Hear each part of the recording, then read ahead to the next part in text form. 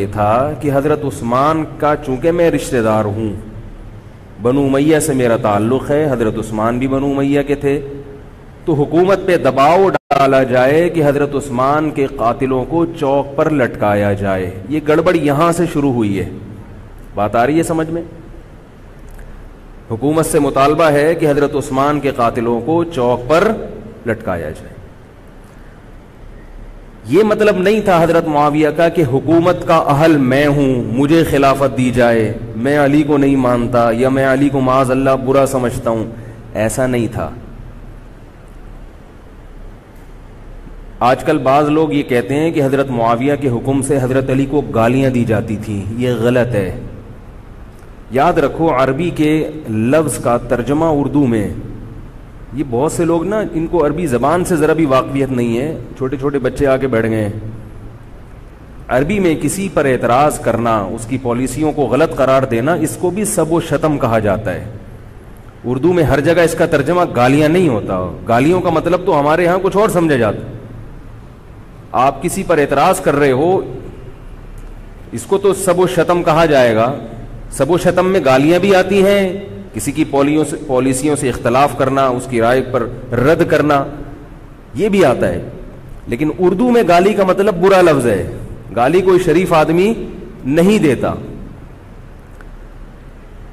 خیر، میں یہ عرض کر رہا تھا کہ حضرت عثمان رضی اللہ تعالی عنہ کے قاتلوں سے قصاص کا دعا کریں، میں جلدی سے اس موضوع کو سمیٹ کے آج ختم کر دوں۔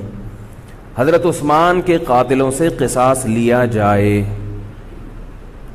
حضرت علی رضی اللہ تعالیٰ عنہ کا موقف یہ تھا کہ مدینہ میں حضرت عثمان کے قاتلوں کا جو ٹولہ ہے وہ اتنا مضبوط ہے کہ اگر میں نے ان سب کو پکڑ پکڑ کے لٹکانا شروع کر دیا تو مدینہ میں امن و امان کی صورتحال خراب ہو جائے گی۔ حکومت بھی دہشت گردی کے خلاف جب ایکشن لیتی ہے تو یہ سوچتی ہے نا کہ دہشت گردوں میں کتنی پاور ہے، تمیز سے، طریقے سے۔ اب یہ ایک اختلاف تھا جو بڑھنا شروع ہو گیا۔ اس اختلاف کے پیچھے نہ حکومت کی لالچ، نہ پیسے کی لالچ، نہ دولت، یہ سب الزامات ہیں اسلام دشمنوں کے جو انہوں نے صحابہ پر لگائے ہیں۔ نہ حضرت علی پر کوئی الزام لگایا جا سکتا ہے اس مسئلے میں، نہ حضرت معاویہ پر۔ رائے کا اختلاف ہے، رائے کا اختلاف۔ ابتدا میں حضرت معاویہ کے ساتھ بہت سارے صحابہ تھے، میں یہ تو نہیں کہہ رہا زیادہ، بہت سارے صحابہ، جن میں حضرت عائشہ رضی اللہ تعالی عنہا بھی تھی۔ بعد میں حضرت عائشہ رضی اللہ تعالی عنہا کا موقف تبدیل ہو گیا جب انہوں نے دیکھا کہ اس سے مسئلہ حل ہونے کے بجائے اور بگڑ رہا ہے، تو حضرت معاویہ نے حضرت علی کی بیعت سے انکار کیا، کہا کہ جب تک حضرت عثمان کے قاتلوں کو چوک پہ نہیں لٹکایا جاتا میں آپ کے ہاتھ پہ بیعت کرنے کے لیے تیار نہیں ہوں۔ یہ حضرت معاویہ کی رائے تھی۔ حضرت علی کی رائے یہ تھی کہ میرے لیے یہ فی الحال ممکن نہیں ہے، لہذا، اور اس سے ہو کیا رہا ہے، حکومت دو حصوں میں ڈیوائیڈ ہو رہی ہے۔ ان کی رائے یہ تھی کہ حضرت معاویہ رضی اللہ تعالی عنہ کو اپنے اس مطالبے سے دستبردار ہو کر میرے ہاتھ پہ بیعت کر لینی چاہیے، اور قرآن کا حکم ہے وَإِن طَائِفَتَانِ مِنَ الْمُؤْمِنِينَ اقْتَتَلُوا فَأَصْلِحُوا بَيْنَهُمَا فَإِن بَغَتْ إِحْدَاهُمَا عَلَى الْأُخْرَى فَقَاتِلُوا الَّتِي تَبْغِي حَتَّى تَفِيءَ إِلَى أَمْرِ اللَّهِ، کہ اگر مسلمانوں کا کوئی فریق بغاوت پہ اتر آئے، حکومت وقت سے لڑائی کرے، قاتل التی تبغی، تو جو طبقہ حکومت کو تسلیم نہیں کر رہا یا حکومت کے خلاف بغاوت کر رہا ہے اس سے قتال کرو۔ حضرت علی کا موقف یہ تھا کہ قرآن مجید کی یہ آیت مجھ سے مطالبہ کر رہی ہے کہ جو لوگ میرے ہاتھ پہ بیعت نہیں ہو رہے جبکہ میری خلافت قائم ہو چکی ہے، تو میں مسلمانوں میں تاکہ اختلاف اور انتشار نہ ہو، میں اس فریق کو تلوار کے زور سے بیعت کرنے پر مجبور کروں۔ بات آ رہی ہے سمجھ میں کہ نہیں آ رہی ہے؟ آج تو پولیس بھی نہیں بلا سکتے، موبائل ہی نہیں ہے بھائی، بند پڑے ہوئے، ورنہ میں پولیس بلوا لیتا آج آپ کو بات سمجھانے کے۔ لیکن میں کہتا ہوں کہ میں پولیس اگر بلواتا، اگر پولیس ہی کو سمجھ میں نہیں آئی، یہ بھی تو بڑا مسئلہ ہے۔ خیر، تو حضرت علی کا موقف یہ تھا، حضرت معاویہ کا موقف یہ تھا کہ حکومت کے خلاف بغاوت غلط ہے نا، جس کو حکومت مان لیا ہو، جب تک میں نے خلیفہ مانا ہی نہیں ہے تو میرا یہ عمل بغاوت نہیں کہلائے گا. یہ اختلاف رائے ہے، اور یہ اختلاف صحابہ میں بھی ہوا ہے، تابعین میں بھی ہوا ہے، ائمہ مجتہدین میں بھی ہوا ہے، اور آج تک ہوتا آ رہا ہے. اس قسم کے اختلافات مکمل ختم نہیں ہو سکتے. یہ صحابہ میں بھی ہوا ہے، قرآن و حدیث کو سمجھنے کا اختلاف کہا جاتا ہے اس کو. اور اس اختلاف کے بارے میں نبی صلی اللہ علیہ وسلم کی صحیح حدیث ہے، اذا اجتہد المجتہد فإن اصاب فله اجران وإن اخطأ فله اجر واحد. جب کوئی مجتہد اجتہاد کرتا ہے، کیا مطلب؟ قرآن و حدیث کو سمجھنے کی کوشش کرتا ہے، اگر وہ صحیح نتیجے پر پہنچ جائے تو اس کو 2 اجر ملتے ہیں، اگر غلط نتیجے پر پہنچے تو بھی 1 اجر ملتا ہے اس کو، اس لیے کہ اس کے بس میں جو تھا وہ اس نے کر لیا. اب پیغمبر تو موجود نہیں ہے جو آگے بتائیں گے کہ یہ صحیح کر رہا ہے، یہ غلط کر رہا ہے. میں نے اپنے ایک استاد سے ایک مرتبہ پوچھا کہ حضرت یہ علماء میں جب اختلاف ہوتا ہے کسی مسئلے میں تو عوام بڑی پریشان ہوتی ہے، کیا کریں ہم؟ انہوں نے فرمایا کہ عوام کو یہ بتاؤ کہ ہم پیغمبر نہیں ہیں اور ہم پیغمبر سے براہ راست مسئلہ پوچھ نہیں سکتے. ہمارے پاس جو قرآن و سنت ہے اور جو فقہائے کرام نے اس قرآن و سنت کی تشریح کی ہے، جو فقہ کی کتابیں ہیں، ہم اس میں دیکھتے ہیں. اب اس میں 2 علماء کی رائے میں اگر اختلاف ہو جائے تو اس اختلاف کو ختم کرنے کا ہمارے پاس کوئی راستہ نہیں ہے. نبی ہوتے تو ہم پوچھ لیتے، جب راستہ نہیں ہے تو بھائی اللہ کے نبی نے فرما دیا کہ جو تمہارے بس میں ہے وہ کر لو. اگر درست بات تک پہنچ گئے ڈبل اجر، نہیں پہنچے تو بھی اجر. اس میں ہمیں بتا دیا کہ اسلام پر عمل کے لیے اتنا کافی ہے کہ جو تمہاری استطاعت میں ہے وہ کر لو. نہیں آئی بات سمجھ میں؟ اب یہ اختلاف چھوٹے مسائل میں بھی ہو سکتا ہے اور بڑے مسائل میں بھی ہو سکتا ہے. تیسری بھی ایک جماعت تھی. یہ 2 اختلاف تو پتہ چل گئے نا، حضرت علی کا موقف، حضرت معاویہ کا موقف. ایک تیسری جماعت تھی جو یہ کہتی تھی کہ نہ ہم حضرت علی کا ساتھ دیں گے نہ حضرت معاویہ کا، کیونکہ دونوں مسلمان ہیں، دونوں لڑ رہے ہیں، مسلمانوں کو ہم لڑتا ہوا نہیں دیکھ سکتے. ان کا موقف تھا حضرت علی رضی اللہ تعالیٰ عنہ ایک صحابی کے پاس گئے اور ان سے کہا کہ آپ میری جماعت میں شامل ہوں اور اہل شام کے خلاف میرے ساتھ مل کے لڑیں. وہ صحابی گئے کہ لکڑی کی تلوار اٹھا کے لائے. انہوں نے کہا کہ میں نے رسول اللہ صلی اللہ علیہ وسلم سے سنا ہے کہ فتنے کا دور ہوگا، مسلمان آپس میں لڑیں گے، تو تم اس وقت اپنی تلوار کو لکڑی کی بنا لینا. لکڑی کی تلوار کا مطلب جو کسی سے لڑنے کے کام نہ آئے. میں تو نہیں لڑ سکتا. اب حضرت علی نے یہ نہیں کہ اس پہ تلوار رکھ دی ہو کہ نہیں تو جائے گا، یا تو دائرہ اسلام سے خارج ہے، یا تو باغی ہے. ٹھیک ہے نہیں یاری سمجھ میں، چھوڑ دو. آج جو فتنے کھڑے ہو رہے ہیں نا وہ اس پہ نہیں ہو رہے کہ صحیح کیا ہے غلط کیا ہے. فتنہ اس پر ہو رہا ہے کہ جو مجھے سمجھ میں آ رہا ہے وہ میں تھوپ کے اس کو مسلط کر دوں. مجھے اگر رفع الیدین سمجھ میں آ رہا ہے تو پوری دنیا رفع الیدین کیوں نہیں کر رہی، اور اگر مجھے ترک رفع الیدین سمجھ میں آ رہا ہے تو یہ چند لوگ رفع الیدین کیوں کر رہے ہیں. صحابہ کے دور میں رفع الیدین بھی ہوتا تھا اور ترک بھی ہوتا تھا، پھڈے نہیں ہوتے تھے. صحابہ کے دور میں زور سے آمین بھی تھی اور آہستہ آمین بھی تھی، جھگڑے نہیں تھے. صحابہ کے دور میں امام کے پیچھے فاتحہ پڑھنے والے بھی تھے اور امام کے پیچھے فاتحہ کو ناجائز اور حرام سمجھنے والے بھی تھے، مگر پھڈے بازی بولو بھائی نہیں تھی. تو حضرت علی رضی اللہ تعالیٰ عنہ نے ان صحابی کو مجبور نہیں کیا. حضرت علی کی فوج میں عمار ابن یاسر رضی اللہ تعالیٰ عنہ بھی تھے، زبیر ابن عوام، عبداللہ ابن زبیر رضی اللہ تعالیٰ عنہ، عبداللہ ابن زبیر ابن عوام. حدیث میں آتا ہے کہ جب جنگ صفین میں، جنگ جمل میں دونوں فوجیں آمنے سامنے کھڑی ہوئی ہیں، زبیر ابن عوام رضی اللہ تعالیٰ عنہ نے تقریر کی، اہل شام سے خطاب کر کے کہا کہ اے اہل شام، ہم جانتے ہیں کہ تمہارے ساتھ محمد صلی اللہ علیہ وسلم کی زوجہ ہیں حضرت عائشہ، جو ہمارے موقف سے متفق، یہ صحیح بخاری کی روایت ہے، جو ہمارے موقف سے متفق نہیں ہے، لیکن ہے نبی کی بیوی، اور ساتھ کس کا دے رہی ہے؟ تمہارا. اب اعتدال دیکھیں صحابہ کی رائے میں. فرمایا اللہ کی قسم ہم یہ جانتے ہیں کہ جیسے وہ دنیا میں نبی کی زوجہ تھی جنت میں بھی نبی کی زوجہ ہوں گی، اگرچہ وہ اس معاملے میں ہمارے خلاف ہیں مگر اس کی وجہ سے ہم ان کے جنتی ہونے کا انکار نہیں کر سکتے۔ کیا مطلب؟ ان کی سمجھ میں جو آ رہا ہے وہ اس کے حساب سے کر رہی ہیں، لیکن ہماری سمجھ میں ان کی بات نہیں آ رہی۔ کیوں؟ اس لیے فرمایا کہ ہم یہ دیکھ رہے ہیں کہ اللہ ہمیں نبی کی زوجہ عائشہ رضی اللہ تعالی عنہا کے ذریعے آزما رہا ہے کہ تم نبی کی زوجہ کو دیکھتے ہو یا قرآن کے حکم کو دیکھتے ہو۔ قرآن کہہ رہا ہے کہ خلیفہ کے خلاف بغاوت نہیں ہو سکتی، کائنم من کان، بغاوت کرنے والا کوئی بھی کیوں نہ ہو۔ تو نہ چاہتے ہوئے بھی ہم تمہارے خلاف آ کے کھڑے ہوئے ہیں۔ خدا کی قسم اس آزمائش میں ہمیں کس نے ڈالا ہے؟ اللہ نے ڈالا ہے۔ وہ لوگ جو حضرت عائشہ رضی اللہ تعالی عنہا پر تہمتیں لگاتے ہیں، جو حضرت معاویہ کو برا بھلا کہتے ہیں، وہ لوگ حضرت علی اور ان کے ساتھیوں سے سبق کیوں نہیں سیکھ لیتے؟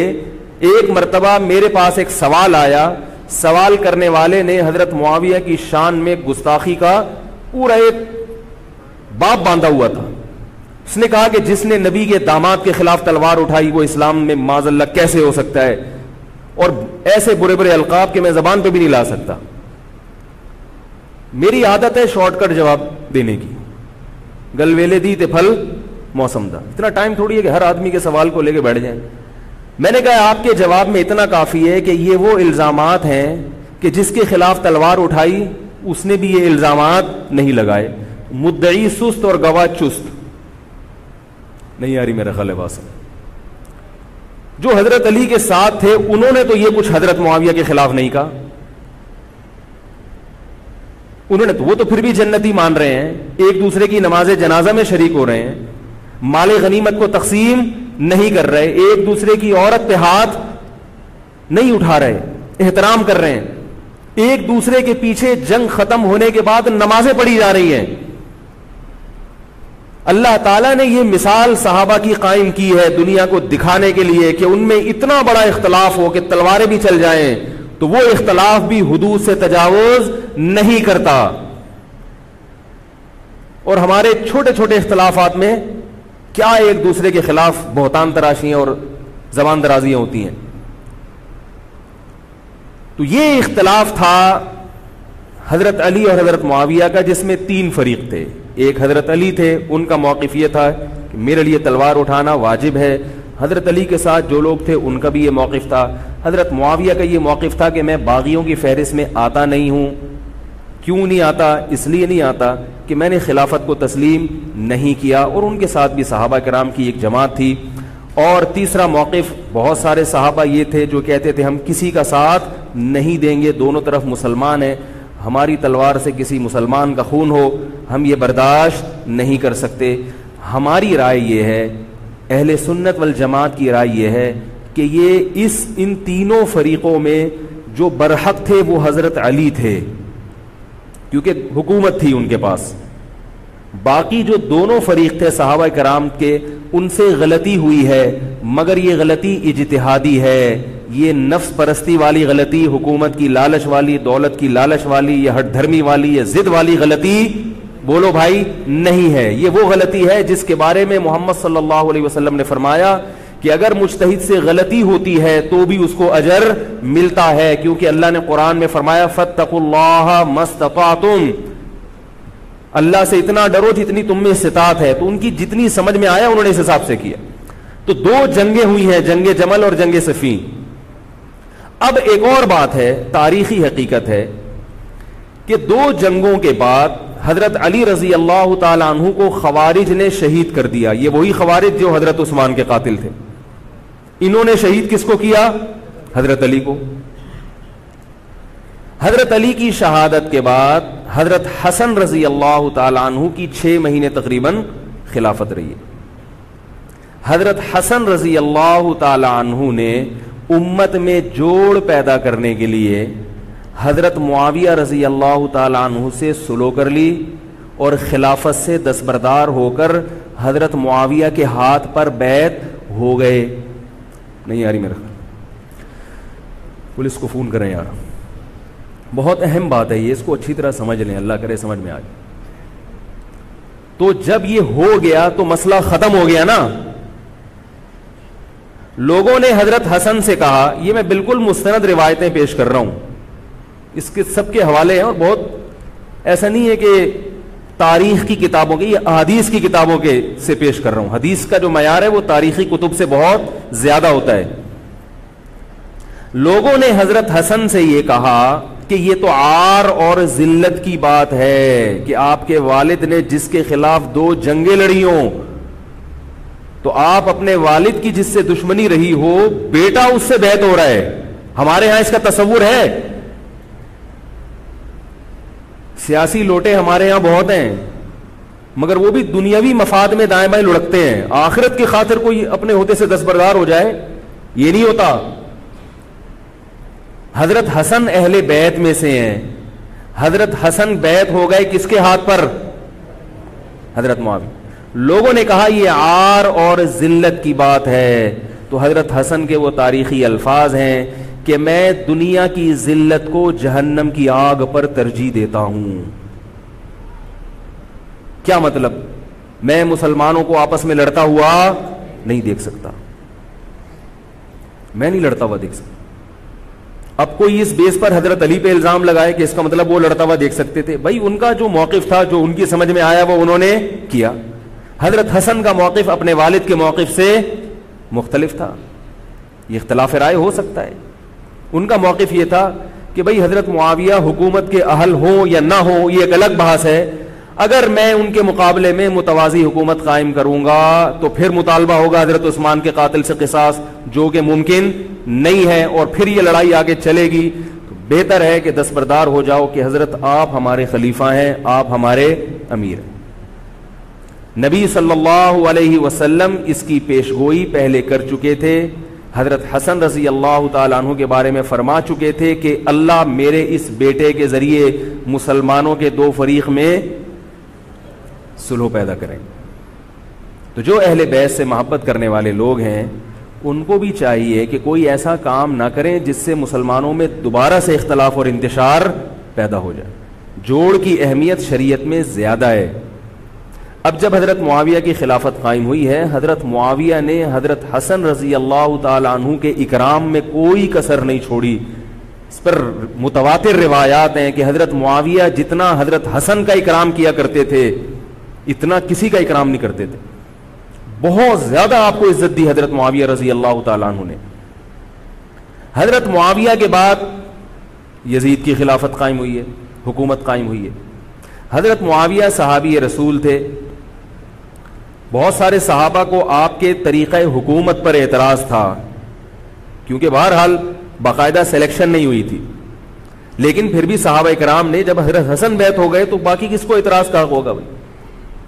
پھر حضرت معاویہ رضی اللہ تعالیٰ عنہ کے دور میں بہت جہاد ہوا ہے. اسلامی خلافت, ہمارا جو بر صغیر میں اسلام آیا ہے اس کا بہت بڑا حصہ حضرت معاویہ کے دور میں اسلام آیا یہاں. حضرت معاویہ کے بعد جب یزید خلیفہ بنا ہے مسلمانوں کا, تو بہت سارے صحابہ نے یزید کے ہاتھ پہ, بہت سارے تو نہیں, چند صحابہ نے یزید کے ہاتھ پر بیعت کرنے سے انکار کر دیا. وہ اتنے تھوڑے صحابہ ہیں جن کو انگلیوں پہ گنا جا سکتا ہے, جن میں حضرت حسین بھی تھے, حضرت حسن نہیں, حضرت حسن کے بھائی, بولو بھائی, حضرت حسین. جمہور صحابہ کا موقف یہ تھا کہ یزید کا طریقہ خلافت اگرچہ غلط ہے, طریقہ حکومت اگرچہ غلط ہے, مگر رسول اللہ صلی اللہ علیہ وسلم کی صحیح احادیث موجود ہیں. نبی صلی اللہ علیہ وسلم نے فرمایا, صحیح بخاری کی حدیث ہے, اسمعوا واطیعوا ولو سلط علیکم رجل حبشی کأن رأسہ ذبیبہ. آپ صلی اللہ علیہ وسلم نے فرمایا, سنو اور اطاعت کرو اگرچہ تم پر کوئی حبشی غلام مسلط کر دیا جائے جس کا سر کشمش کی طرح پچکا ہوا ہو. کیا مطلب؟ سلیکشن نہیں ہوئی بلکہ زبردستی مسلط ہو گیا کسی بھی طرح سے, اور جو مسلط ہوا وہ کسی بھی لحاظ سے حکومت کرنے کا اہل نہیں ہے, غلام ہے. غلام کبھی بھی حکومت کا اہل نہیں ہوتا, اور غلام بھی حبشی, کالا کلوٹا, گوروں سے جس کو ویسے ہی تبھی نفرت ہو, بھائی ہم سارے سفید ہیں اور یہ ایک بلیک کہاں سے آ گیا دوسری قوم کا آدمی. انسان دوسری قوم کے آدمی کو قبول نہیں کرتا, قوم بھی دوسری, اور فرمایا شکل بھی اچھی نہیں ہے. بھائی حاکم کم از کم شکل کا اچھا ہو تو اطاعت کرتے ہوئے مزہ آتا ہے, شکل بھی اچھی نہ ہو تو آدمی کہتا ہے یار اس کی مانوں میں, عجیب سا ہے یہ فطرت ہے انسان کی. لوگ کوشش کرتے ہیں امام لائیں تو شکل بھی اچھی ہو اس کی, یہ کوشش کرتے ہیں لوگ, امام میں پتہ نہیں کیا کیا دیکھ رہے ہوتے ہیں. تو کیا ہے, شکل بھی اچھی نہیں ہے اور عقل بھی نہیں ہے, سر پچکا ہوا ہے کس کی طرح, کشمش کی طرح. صحیح ہے بخاری کی حدیث. مطلب یہ کہ کسی بھی لحاظ سے نہ لک وائز اچھا لگ رہا ہے آپ کو, نہ اس کے اندر صلاحیتیں ہیں, مگر مسلط ہو گیا, کسی نے بھی مسلط کر دیا, تو آپ نے فرمایا اب اس کے خلاف بغاوت نہیں کرنی, اس کی اطاعت کرنی ہے. آپ کہیں گے یہ کیسا حکم ہے بھائی اسلام کا, ایک آدمی نا اہل ہے مگر اس کی مان کے چلو تو مروا دے گا. یہ اس لیے اسلام نے حکم دیا ہے کہ اس کے پاس پاور تھی تو مسلط ہوا ہے نا. کیا خیال ہے بھائی؟ تو اب جب اس کے خلاف چلو گے تو اس سے وہ ہٹنے والا نہیں ہے, وہ خون خرابہ کر دے گا, قتل و غارت کرے گا اور فساد پیدا کر دے گا وہ. کیونکہ اگر وہ کمزور ہوتا تو خلیفہ بنتا نہیں. وہ خلیفہ کی, حاکم کی ڈیفینیشن کیا ہے؟ جس کے پاس قوت نافذہ ہو. ایک دن ایک صاحب کہنے لگے مسلم لیگ کے دور میں, جنرل مشرف کے دور میں اس کو نہیں مانتا, میں اس کو نہیں مانتا. میں نے کہا آپ کے ماننے نہ ماننے سے کچھ نہیں ہوتا, وہ مسلط ہو گیا ہے, جس طریقے ہیلی کاپٹر سے آیا ہو یا فرشتے اس کو لائے ہوں. کیونکہ حاکم کی جو ڈیفینیشن ہے کہ جس کے پاس قوت نافذہ ہو. قوت نافذہ اردو کا گاڑا لفظ ہے. قوت نافذہ کہتے ہیں کہ جب وہ کچھ کہتا ہو تو کر کے دکھا سکتا ہو, چاہے فوج کے ذریعے, چاہے پولیس کے ذریعے, چاہے کسی بھی طریقے. ایک آدمی کو پوری قوم نے سلیکٹ کر لیا مگر اس کی سنتا کوئی نہیں ہے, وہ کچھ کہتا ہے تو اس کے منہ سے الفاظ نکل کے ہوا میں تحلیل ہو جاتے ہیں, چلتی کسی اور کی ہے, وہ جو کہتا ہے کر کے دکھا دیتا ہے. تو اصل حاکم کون ہے؟ جو کہتا ہے اور کر کے دکھا دیتا. اب یہ ایک الگ بحث ہے کہ یہ ظالم ہے, یہ غلط طریقے سے آیا ہے, اس پر بحث ہو سکتی ہے کہ جب یہ غلط طریقے سے آیا ہے تو اس کو قانون کے دائرے میں رہ کے ہٹانے کی کوشش کی جائے. لیکن مسلح بغاوت کرنا, اس کے خلاف بندوق اٹھانا, اس کے خلاف تلوار اٹھانا, اس کی شریعت نے اجازت نہیں دی. میں یہ نہیں کہہ رہا کہ اس کی مخالفت کی اجازت نہیں دی. نبی صلی اللہ علیہ وسلم نے فرمایا سب سے بہترین جہاد ظالم بادشاہ کے سامنے حق بات کہنا ہے. کہنے کی حد تک آپ کو مخالفت کی اجازت ہے کہ بھائی یہ جو وزیر اعظم کا بیان آیا ہے یہ بیان ملک کا بیڑا غرق کر دے گا, ان کی پالیسیاں صحیح, جیسے آج کل ہو رہا ہے کہ اخباروں میں کالم نگار اپنی اپنی رائے لکھتے ہیں حکمرانوں کے بارے میں, لکھنے کی حد تک, بولنے کی حد تک ہے. آپ مسلح دستہ لے کے بغاوت کرنے پر آ جائیں, اس کی شریعت نے اجازت, بول لو بھائی کچھ نہیں ہوتا. یہ قرآن اور سنت سے بات ثابت ہے, اس کی شریعت نے اجازت نہیں دی ہے. کیونکہ آپ یہ کریں گے تو اللہ نے دنیا کو اسباب کے ساتھ جوڑا ہوا ہے. آپ کے پاس کچھ بھی نہیں ہے, نہ آپ کے پاس ٹینک ہے, نہ آپ کے پاس آرمی ہے, نہ آپ کے پاس پولیس ہے, آپ کے پاس صرف جذبہ ہے. خالی جذبہ اگر کارآمد ہوتا تو نوح علیہ الصلوۃ والسلام اور آپ کے ساتھ جو 40 افراد تھے ان میں بہت جذبہ تھا, مگر ایک طرف پوری دنیا تھی. اللہ نے جہاد کا حکم نہیں دیا. اللہ تعالیٰ نے اس دنیا کو صرف جذبات کے ساتھ یا ایمان کے ساتھ منسلک نہیں کیا, اس دنیا کو دارالاسباب بنایا ہے. جذبے کے ساتھ ساتھ کچھ طاقت اور قوت بھی ہونی چاہیے, اور یہ قوت حکومت کے پاس ہوتی ہے, پبلک کے پاس بول لو یار نہیں.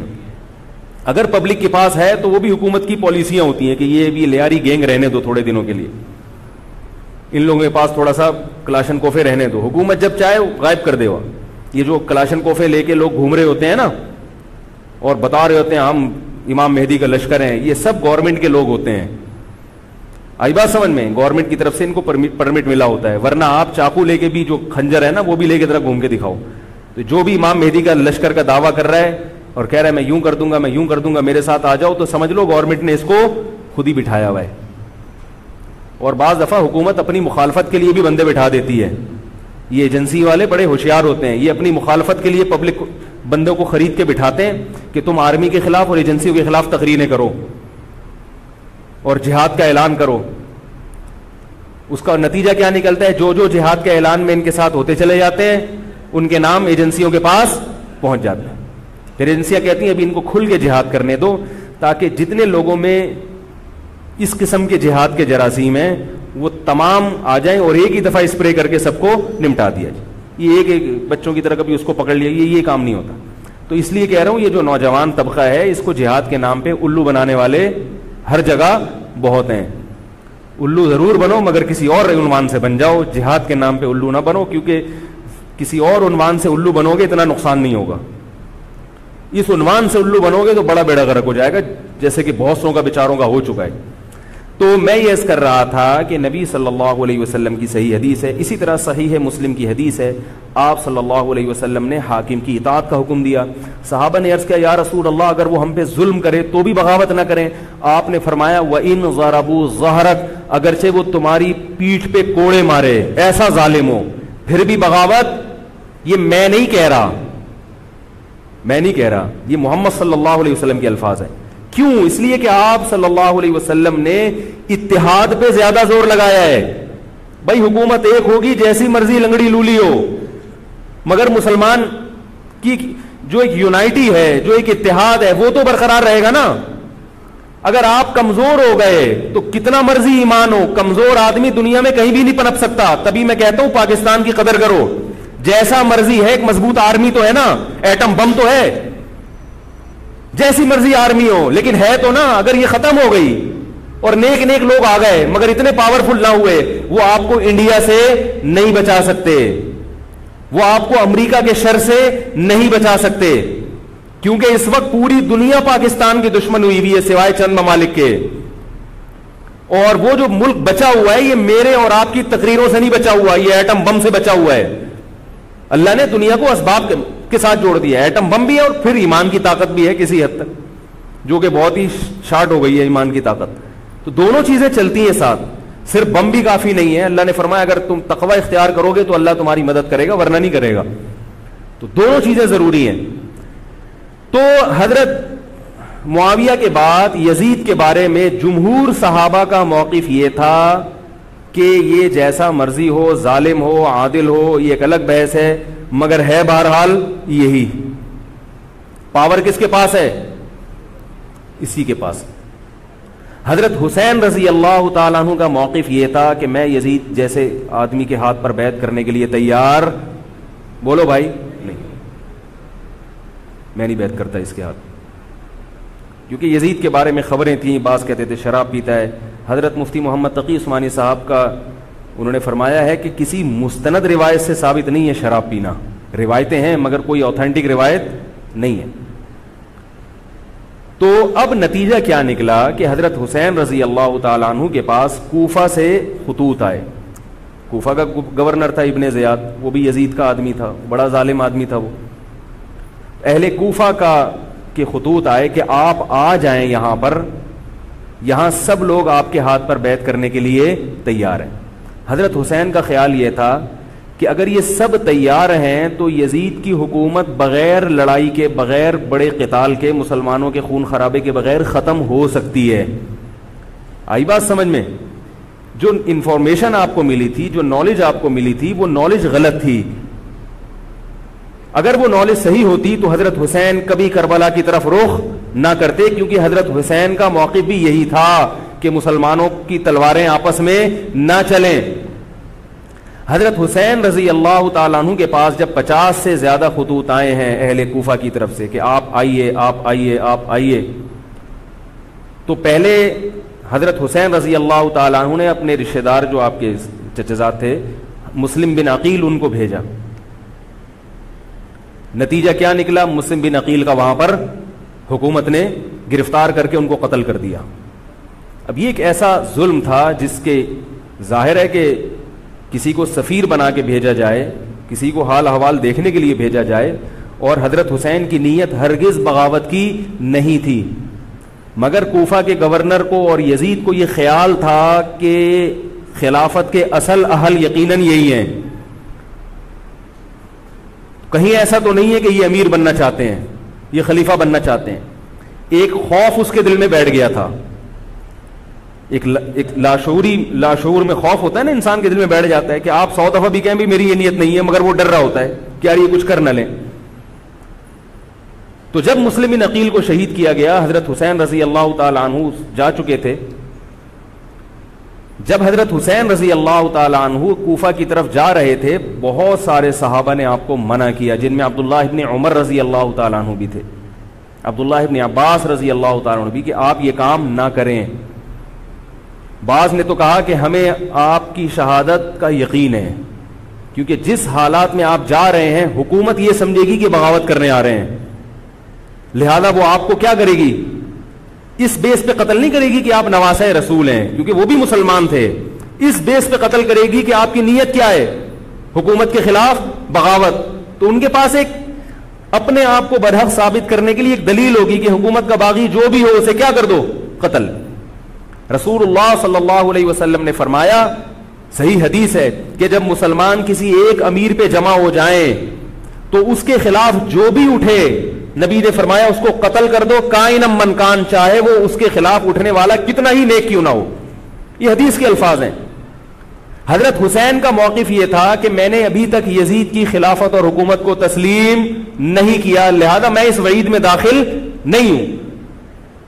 اب ہوا یہ کہ حضرت حسین رضی اللہ تعالی عنہ جب گئے ہیں اور کربلا کے مقام پہ پہنچے ہیں تو وہاں آپ رضی اللہ تعالیٰ عنہ کو مسلم بن عقیل کی شہادت کا بھی پتہ چلا، اور اندازہ ہوا، میں بہت شارٹ کر کے سنا رہا ہوں، اندازہ ہوا کہ حالات ایسے نہیں ہیں جیسے میں سمجھ رہا تھا.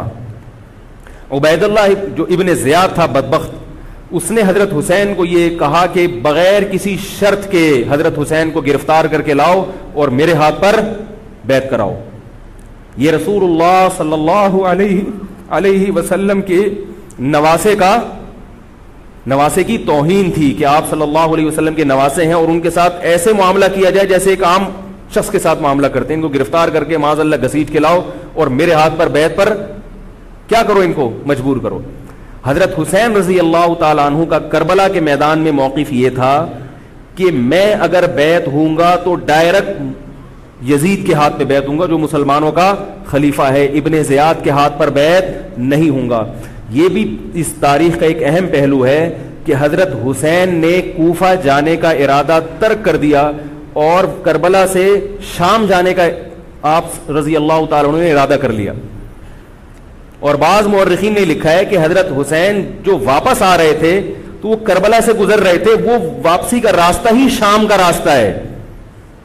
نہیں یاری بات میرا خیال ہے سمجھ، وہ جس ٹریک پر چل رہے تھے وہ راستہ کون سا ہے، وہ شام کو جاتا ہے. یہ اس کی علامت ہے کہ آپ یزید سے ملاقات کے لیے، مذاکرات کے لیے تیار بولو بھائی ہو چکے تھے کہ میں خود براہ راست یزید سے مل کے حال احوال دیکھتا ہوں، اگر مجھے سمجھ میں آئے تو میں اس کے ہاتھ میں بیعت ہو جاؤں گا. حضرت حسین رضی اللہ تعالی عنہ کا مقصد حکومت کے خلاف تلوار اٹھانا بولو بھائی نہیں تھا، ورنہ وہ اس کے لیے تیار نہ ہوتے. مگر جو ابن زیاد تھا اس نے حضرت حسین رضی اللہ تعالی عنہ اور آپ کے ساتھ جتنے اہل بیت تھے ان پر ظلم یہ کیا اس بدبخت نے کہ اس نے انہیں شام جانے کا راستہ نہیں دیا اور اس میں اپنی توہین محسوس کی کہ میرے ہاتھ پر بیعت کیوں نہیں ہو رہے، اور لشکر بھیجا جس لشکر نے چاروں طرف سے حضرت حسین رضی اللہ تعالیٰ عنہ کو گھیرا. حضرت حسین نے کہا کہ میں عزت کی جو موت ہے اس کو ذلت کی زندگی پر ترجیح دیتا ہوں. کوئی بھی غیرت مند ہوتا تو اس وقت یہی کرتا کہ بھئی جب میں اپنے دعوے سے بھی دستبردار ہو گیا اور میں شام جانے کے لیے بھی تیار ہو گیا، اب میرا راستہ روکنے کی کیا حقیقت ہے. اللہ تعالی کوفہ کے گورنر کے ذریعے حضرت حسین کا قتل کروانا چاہتے تھے تاکہ اس کی بدبختی ساری دنیا کے سامنے ظاہر ہو جائے. اگر حضرت حسین پھر بھی تلوار چلاتے، پھر بھی لڑتے، تو حضرت حسین پر یہ الزام لگایا جا سکتا تھا کہ معاذ اللہ آپ باغیوں میں ہیں. تو اللہ تعالیٰ نے اپنے نبی کے نواسے کو اس الزام سے محفوظ رکھا اور آپ نے لڑائی کا ارادہ ترک کر دیا. حضرت حسین نے کربلا کے میدان میں جو لڑائی لڑی ہے وہ اقدامی لڑائی نہیں تھی، وہ دفاعی لڑائی تھی. دیکھو جب حکومت آپ کو گھیر لے چاروں طرف سے، آپ کہیں ٹھیک ہے بھائی میں لڑائی سے دستبردار ہوتا ہوں، مجھے میرے گھر جانے دو. حضرت حسین کا ایک مطالبہ یہ بھی تھا کہ یا تو مجھے واپس جانے دو مدینہ، میں جہاں سے آیا ہوں وہیں جا رہا ہوں واپس، مکہ جانے دو یا مدینہ جانے دو. ان کا ایک مطالبہ تھا کہ نہیں، ان کو گرفتار کر کے لاؤ اور زبردستی ہمارے ہاتھ پر بیعت کراؤ. یہ ظلم تھا. نتیجہ کیا نکلا ہے کہ کربلا کے میدان میں آپ کو گھیر کر آپ کو بھی شہید کر دیا گیا، اور جتنے اہل بیت تھے مرد سوائے امام زین العابدین کے جو حضرت حسین رضی اللہ، حضرت حسن کے بیٹے تھے، ان کے علاوہ جتنے بھی اہل بیت تھے ان سب کو قتل کر دیا گیا. اور یہ اسلامی تاریخ پر ایک بدنما داغ ہے یہ واقعہ کہ ایک اسلامی حکومت تھی اور اس کے اسلامی حکمران تھے، اور ان حکمرانوں کے ہاتھوں محمد صلی اللہ علیہ وسلم کے نواسے کا سر جو ہے وہ گردن اڑائی گئی ہے. مجھ سے خدا کی قسم یہ الفاظ ادا نہیں ہو رہے، میں اپنے جذبات پہ بہت زیادہ کنٹرول کر رہا ہوں. وہ منظر کیا ہوگا کہ جب نبی صلی اللہ علیہ وسلم کے نواسے، آپ صلی اللہ علیہ وسلم کے نواسے کی گردن اڑائی گئی ہوگی. تو یہ بہت ایک اسلامی تاریخ میں ایک بدترین واقعہ ہے. لیکن بات یہ ہے کہ جب یہ واقعہ ہو گیا اور قتل کر دیا گیا، باقی جتنے بھی جو زندہ بچے تھے اہل بیت وہ یزید کے پاس لے جائے گئے. روایات میں آتا ہے کہ یزید نے ان کا اکرام کیا اور ان کو عزت کے ساتھ تحفے تحائف دے کر واپس کیا. یہ جو کربلا کے واقعات میں جو ظلم کی داستانیں اضافی بیان کی جاتی ہیں، اس کا مستند تاریخی روایات سے کوئی ثبوت بولو بھائی نہیں ملتا. اب لوگوں نے اپنی دکانیں چمکا لی ہیں، پانی نہیں تھا، کئی دنوں سے کھانا نہیں ملا.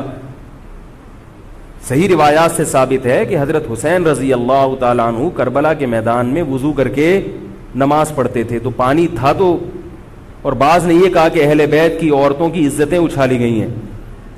آپ اس طرح کی باتیں کر کے اہل بیت سے محبت کا اظہار کر رہے ہو یا ان کی توہین کر رہے ہو؟ بولو بھائی. اگر کوئی عزت دار پاک دامن عورت ہو، بالفرض اس کی عزت پہ ڈاکہ ڈلتا ہے بالفرض، تو آپ اس بات کو چھپاؤ گے نا، آپ جھوٹ بولو گے، بولو گے نہیں بھائی اس کی عزت پہ کوئی آنچ نہیں آئی ہے. کیونکہ جب عورت کی عزت کو آپ کوئی تار تار کر دے اور آپ ممبر پہ بیٹھ کے اس کو بتا دو تو وہ عزت تار تار ہونے سے اتنی بے عزتی نہیں ہوگی جتنی اس بات کو بیان کرنے سے اس کی بے عزتی ہوگی. حقیقت یہ ہے کہ کسی مستند روایت سے ثابت نہیں ہے کہ اہل بیت کی عورتوں کی عزتوں کو اچھالا گیا. وہ نبی کے گھرانے کی عورتیں تھیں، ان کا ناخن بھی کوئی نامحرم مرد نہیں دیکھ پاتا تھا. دوپٹہ اتر گیا زینب کا اور زینب کی چادر چھن گئی، یہ سب غلط ہے، یہ سب من گھڑت باتیں ہیں. چونکہ وہ بہرحال مسلمان تھے جو حضرت حسین کے خلاف لڑ رہے تھے، ظالم تھے، اس میں کوئی شک نہیں ہے. اس سے بڑا ظلم اس کائنات میں ہوا نہیں ہوگا کہ ایک شخص جو اپنے آپ کو مسلمان کہتا ہے اور وہ نبی کے نواسے کو قتل کر دے اور اہل بیت کو قتل کر دے. اسلامی سیاست میں اتنی گندی تاریخ ہمیں کبھی بھی نہیں ملتی. حضرت عثمان کا بھی قتل ہوا، وہ بھی بہت بڑا ظلم تھا، مگر یہ ظلم اس ظلم کی نوعیت سے بڑھ کر تھا، کیونکہ حضرت عثمان کا قتل حکومت کے ہاتھوں نہیں ہوا ہے، باغیوں کے ہاتھوں ہوا ہے. یہاں حضرت حسین کا قتل کس کے ہاتھوں ہوا ہے؟ حکومت کے ہاتھوں ہوا ہے جس پر لوگ بیعت کر چکے تھے. تو یہ اسلامی تاریخ میں ایک بہت بڑا بدنما داغ ہے، مگر اس کو بیان جس انداز سے کیا جاتا ہے اور جتنے قصے کہانیاں من گھڑت سنائے جاتے ہیں ان کا حقیقت سے تعلق نہیں ہے. ہماری نظر میں چاہے پانی بند کیا ہو یا نہیں کیا ہو، کھانا ملا ہو یا نہیں ملا ہو، ہماری نظر میں حضرت حسین رضی اللہ تعالی عنہ کا سر قلم کر دینا ہی کائنات کا بدترین ظلم ہے. یہی ایسا ظلم ہے کہ جس پر جتنا غم کیا جائے کم ہے. غم منایا نہیں، غم کیا جائے. منانا الگ چیز ہے، غمزدہ ہونا الگ چیز ہے.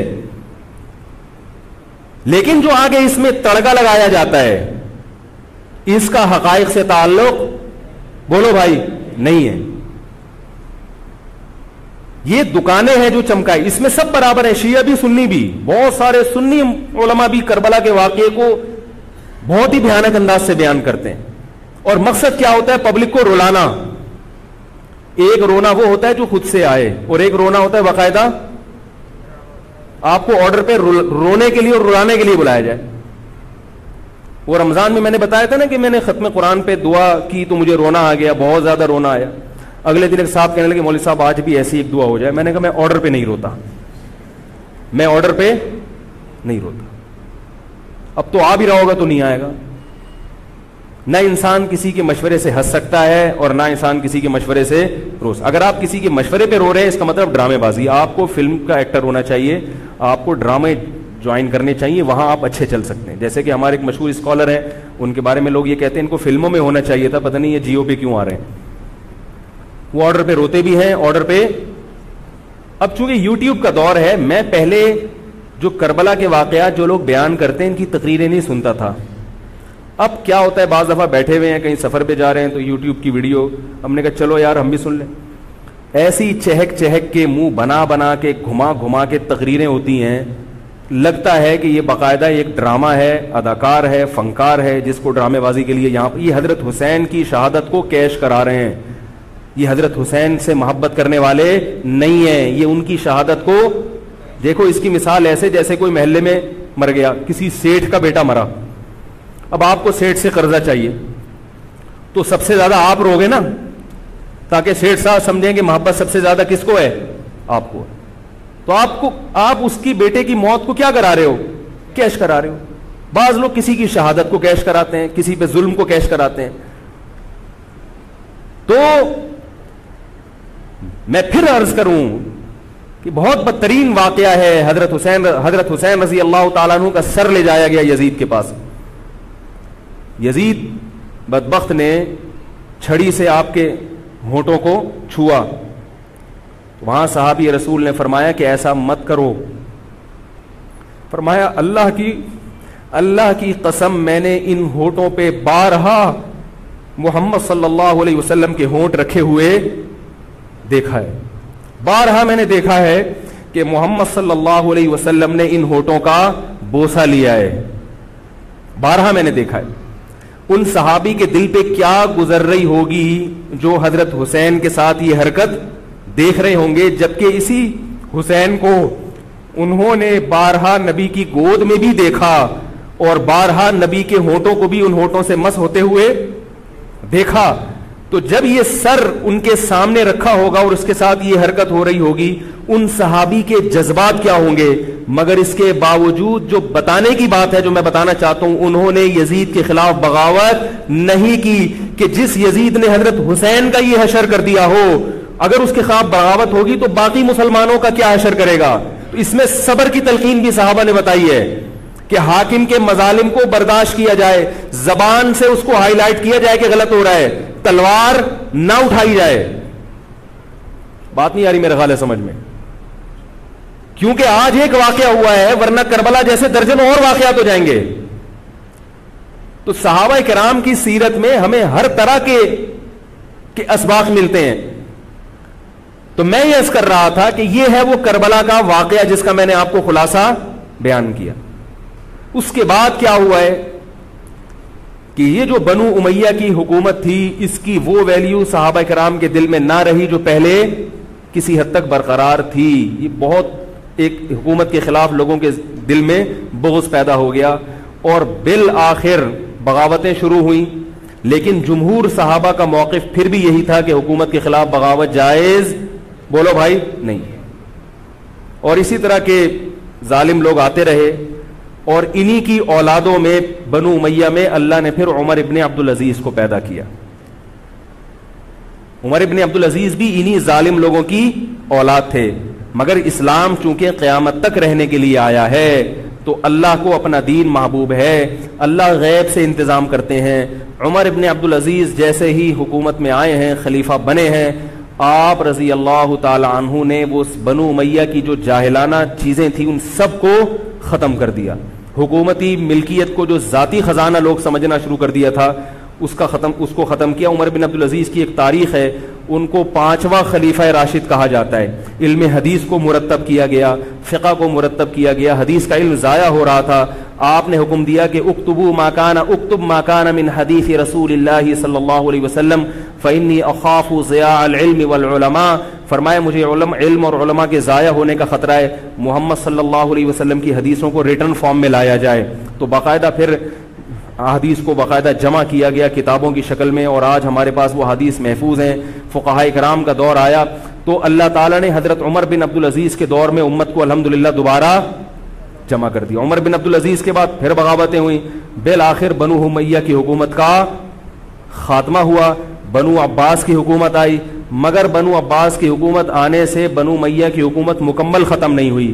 وہی ہوا کہ آپ نے اچھی نیت سے بغاوت کی, مگر اس کا نقصان زیادہ. وہ کیا ہوا, بنو امیہ بھاگ گئے, اندلس میں حکومت قائم کر لی, اور ادھر بنو عباس کی. تو یہ تاریخ میں پہلا واقعہ تھا کہ اسلامی خلافت دو حصوں میں ڈیوائیڈ ہو گئی. اس کے بعد آج تک ایک جگہ مسلمان جمع نہیں ہو سکے. کیوں؟ مسلمانوں نے اس حدیث کی مخالفت کی کہ امیر کے خلاف بغاوت, بولو بھائی, نہیں کرو. اب میں آپ سے ایک بات کہتا ہوں کہ بالآخر ڈیوائیڈ ہوتے ہوتے ہوتے ہوتے آج پتہ نہیں کتنے سارے اسلامی ملک بن گئے. پاکستان میں الگ ہے, سعودی عرب کی پالیسیاں الگ ہیں, دبئی الگ چل رہا ہے, قطر اور سعودیہ کا پھڈا ختم نہیں ہو رہا. 1920 تک تو پھر بھی خلافت عثمانیہ تھی, اگرچہ پوری دنیا پہ نہیں تھی. ہندوستان میں الگ حکومت تھی, خلافت عثمانیہ الگ تھی, اندلس میں الگ حکومت تھی, مگر پھر بھی مسلمانوں کی 3-4 بڑی بڑی حکومتیں تھیں جو ایک, اور کسی حد تک ان میں اتحاد تھا. 1920 میں وہ بھی ختم, اور اتنے سارے ممالک وجود میں آ گئے, سب کی الگ الگ پالیسیاں ہیں. اب جو آدمی خلافت کے نام پہ جہاد کی بات کرتا ہے وہ لوگوں کو ایک امیر پہ جمع نہیں کرے گا.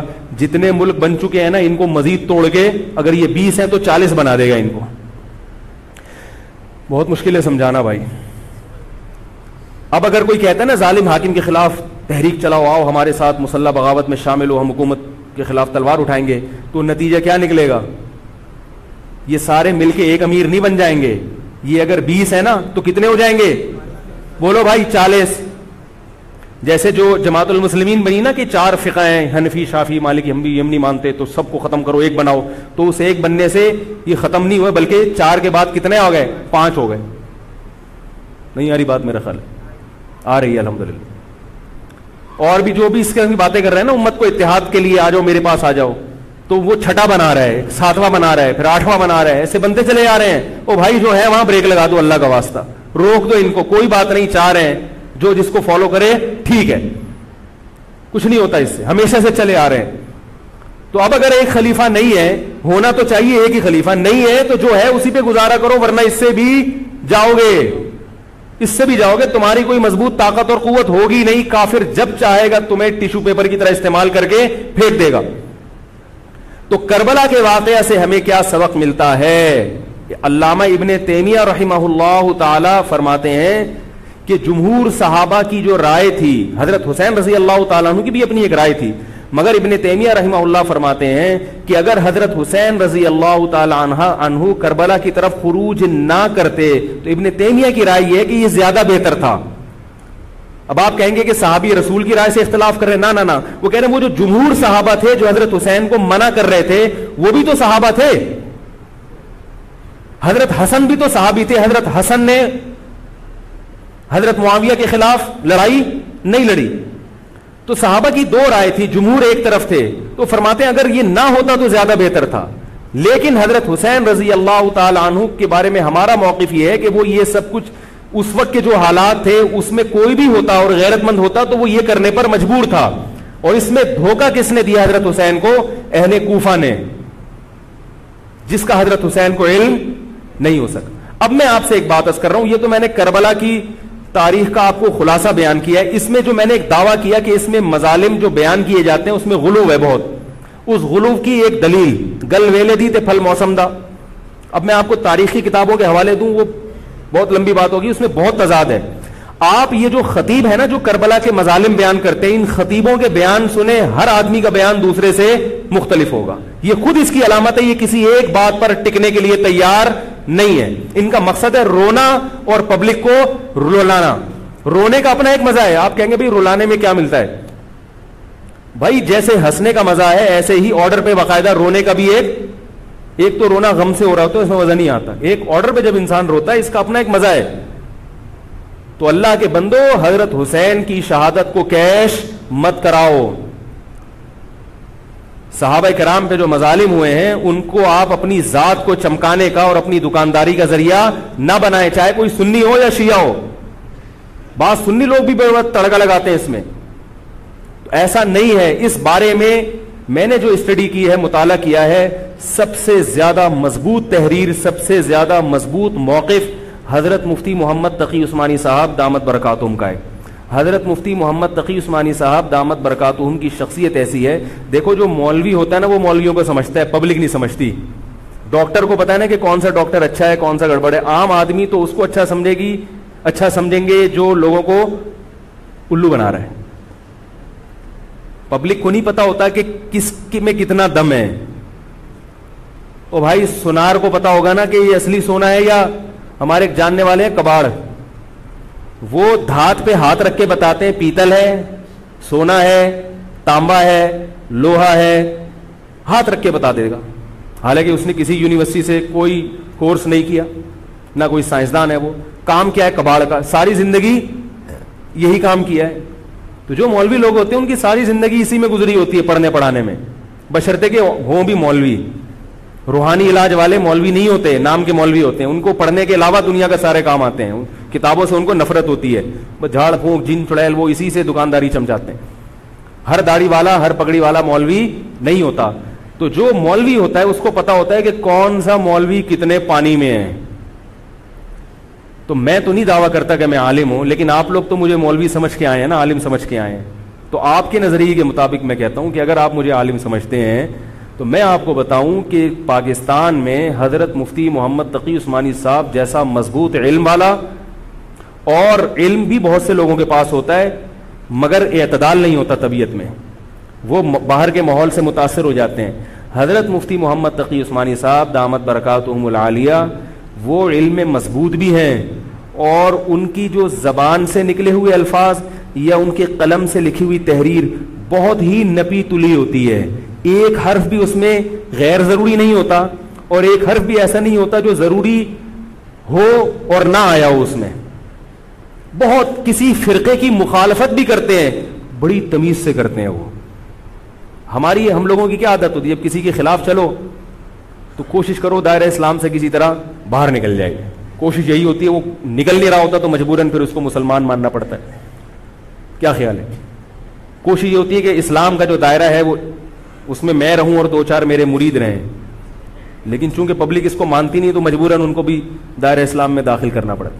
تو حضرت مفتی محمد تقی عثمانی صاحب کی جو تحریریں ہیں وہ بڑی جاندار ہوتی ہیں. ان کو پڑھا کرو اللہ کے بندو. عالم کا یوٹیوب سے نہیں پتہ چلتا کون مفتی ہے کون کیا ہے. حضرت مفتی تقی عثمانی صاحب کی پاکستان میں اتنی عزت نہیں ہے جتنا غیروں نے ان کو عزت دی ہے. سعودی عرب میں جاؤ، امام حرم ان سے مسائل پوچھتے ہیں. ایک صاحب نے مجھے بتایا کہ میں نے امام حرم کو 25 منٹ تک ان سے فون پہ بات کرتے ہوئے دیکھا اور ان سے مسائل پوچھتے ہوئے. عرب علماء ان کی قدر کر رہے ہیں، ملیشیا میں ان کی قدر ہے، پاکستان میں لوگوں کو ان کا پتہ ہی نہیں. میں یہ نہیں کہہ رہا کہ وہ ان سے کوئی خطا ہو ہی نہیں سکتی.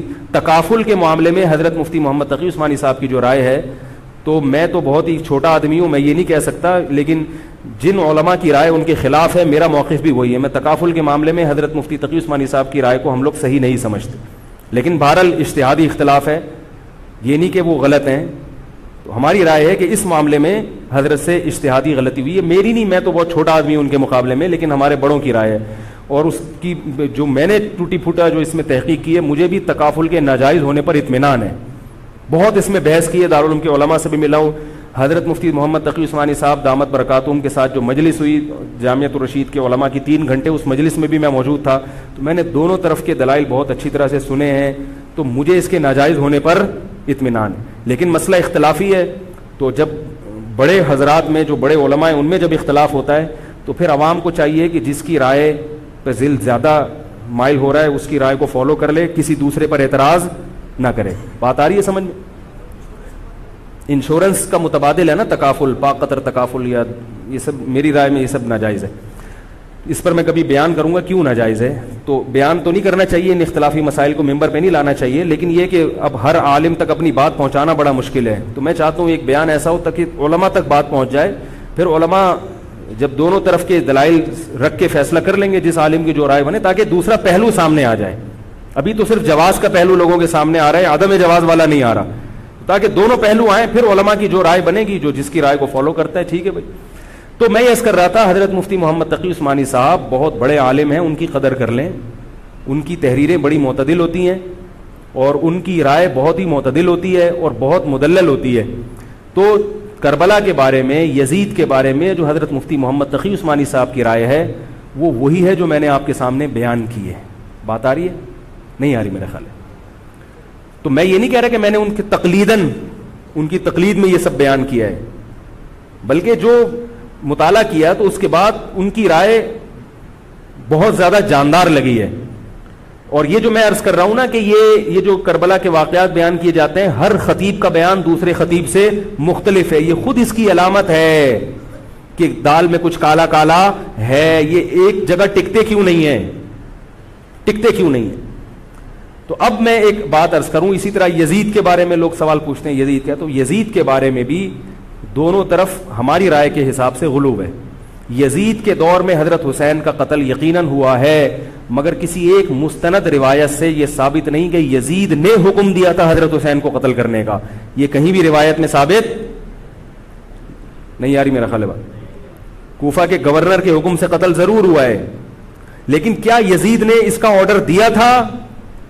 اس کا کسی مستند روایت میں ثبوت بولو بھائی نہیں ملتا. لیکن اس بنیاد پہ یزید کو رحمت اللہ علیہ کہنا یہ بھی غلط ہے. ٹھیک ہے, یزید کے بارے میں کسی مستند روایت سے نہیں ملتا کہ اس نے قتل کا حکم دیا تھا یا قتل کروایا تھا, لیکن قتل ہونے کے بعد یزید نے اس گورنر کے خلاف ایکشن نہیں لیا. حضرت عثمان کے قاتلوں کے بارے میں تو یہ تھا کہ ان کو لٹکایا جائے, حضرت حسین کے قاتلوں کو کیوں نہیں لٹکایا؟ نہیں یاری بات سمجھ. تو یہ جرم بھی ہے کہ حکومت, ممکن ہے یزید کہہ سکتا ہو کہ میرے بس میں نہیں ہے, کہہ سکتا ہو کہ میرے بس میں نہیں ہے. تو بھائی آپ کے بس میں اگر نہیں ہے تو حضرت علی کے بس میں بھی نہیں تھا حضرت عثمان کے قاتلوں سے قصاص لینا. تو اس لیے یزید کو بالکل معصوم قرار دینا یہ بھی غلط ہے. وہ مجرم تھا, لیکن اس کو اتنا لعنتی قرار دے دینا کہ گویا حضرت حسین کو اس نے قتل کرایا تھا, اس کا بھی کسی تاریخی مستند روایت سے ثبوت نہیں ملتا. لہذا صحیح بات یہ ہے کہ نہ لعنت اللہ علیہ کہو نہ رحمت اللہ علیہ کہو. خام خواہ میں فضول چیزوں میں پڑھنے کی بولو بھائی ضرورت کیا ہے؟ قیامت کے دن آپ سے یزید کے بارے میں سوال, میرے سے کسی نے پوچھا کہ یزید کے بارے میں آپ کیا کہتے ہیں. میں نے کہا آپ کو جاپان کے جو بھی صدر ہے اس کے بارے میں پتا ہے, چائنا کے بارے میں پتا ہے؟ وہ کہہ رہے وہ تو کافر ہیں. میں نے کہا چلو مسلمانوں کے, علامہ اقبال کے بارے میں پوری رپورٹ ہے آپ کے پاس. تاریخ میں لاکھوں شخصیات ایسی ہیں جن کے بارے میں آپ کو نہیں پتا. تو یزید کے بارے میں بھی اگر نہیں پتا ہو تو میرا خیال ہے کوئی پریشان ہونے کی ضرورت نہیں ہے. تو یہ کربلا ایک واقعہ تھا, ایک اسلامی تاریخ میں ایک بدترین واقعہ رونما ہوا اور یہ واقعہ ختم ہو گیا. ہمیں جو قرآن اور سنت نے جس بات کا حکم دیا ہے ہمیں وہ کرنا ہے. بات آ رہی ہے سمجھ میں؟ ہمیں کیا کہا ہے؟ نماز قائم کرنی ہے, اسلام کے 5 ارکان ہیں. کربلا کا واقعہ دنیا میں وجود میں آتا تو بھی 5 نمازیں پڑھنی تھیں, وجود میں نہیں آتا تو بھی 5 نمازیں پڑھنی. باقی حضرت حسین کی شہادت اس لیے بھی ہوئی ہے کہ اللہ کے نبی نے ان کو شہید قرار دے دیا تھا. تو اللہ تعالیٰ نے آپ کو اس منصب تک پہنچانا تھا جس منصب کی گواہی محمد صلی اللہ علیہ وسلم دے چکے.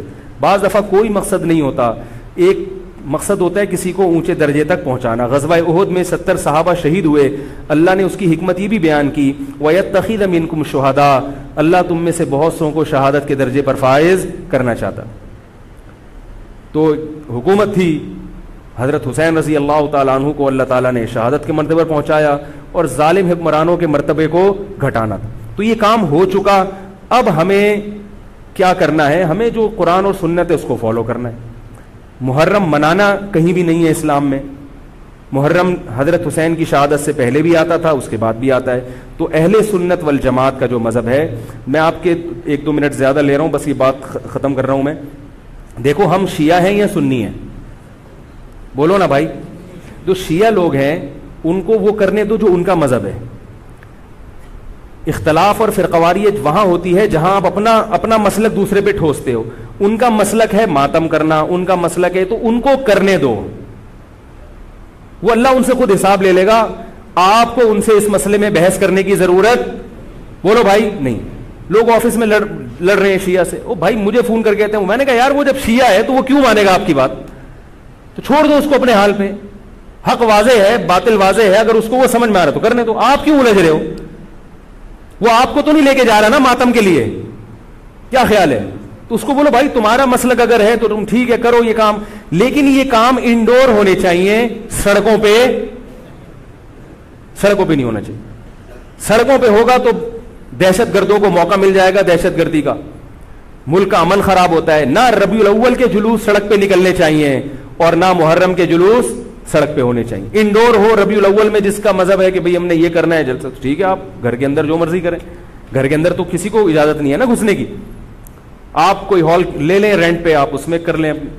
تو جو بھی ہے انڈور ہونا چاہیے. تو وہ شیعہ ہیں, ان کو وہ کرنے دو جو ان کا مذہب ہے. آپ آدھا تیتر آدھا بٹیر نہ بنو, یا تو پورے سنی بنو یا پورے شیعہ بن جاؤ. یہ درمیان کی چیز کوئی چاہتا ہے کہ میں بن جاؤں؟ ہے بھائی, نہ مرد ہو نہ عورت ہو. بیچ کا تو اچھا نہیں لگتا نا. ایک تو اللہ نے کسی کو بیچ کا بنا دیا, وہ تو آزمائش ہے.